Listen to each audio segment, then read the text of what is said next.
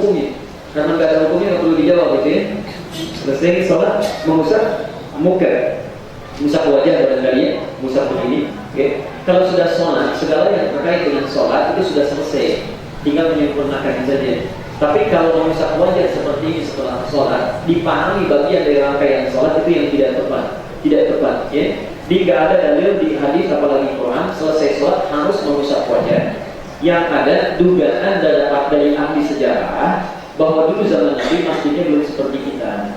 Masjidnya itu masih alasnya tanah, kayu-kayunya tiangnya terbuat dari pohon pelepah kurma, kemudian atapnya terbuat dari daun-daun kurma. Yang kalau hujan pasti bocor, kalau panas pasti kepanasan. Karena itulah kalau sudah sujud itu menempel pasir dan lumpurnya itu di keningnya.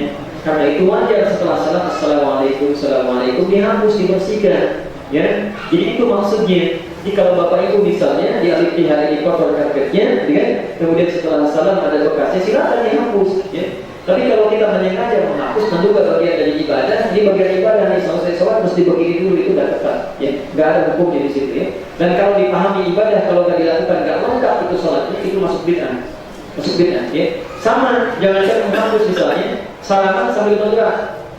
Kayaknya nggak enak nih salaman begini aja. Kan salaman itu minta. Kalau minta harus dengan isyarat yang jelas. Assalamualaikum. Tangannya begini. Itu pun nggak ada sama. Nggak ada dalil di Quran ataupun di Sunnah. Ya. Jadi mengusap wajah itu, menurut saya tidak perlu dipahami bagian dari ibadah dan tidak perlu dikerjakan kecuali ada keadaan khusus yang mesti kita mengusap. Misal setelah sholat nggak mesti ada kotoran, ada keringat, keadaan nyaman, usap tidak ada masalah. Ya.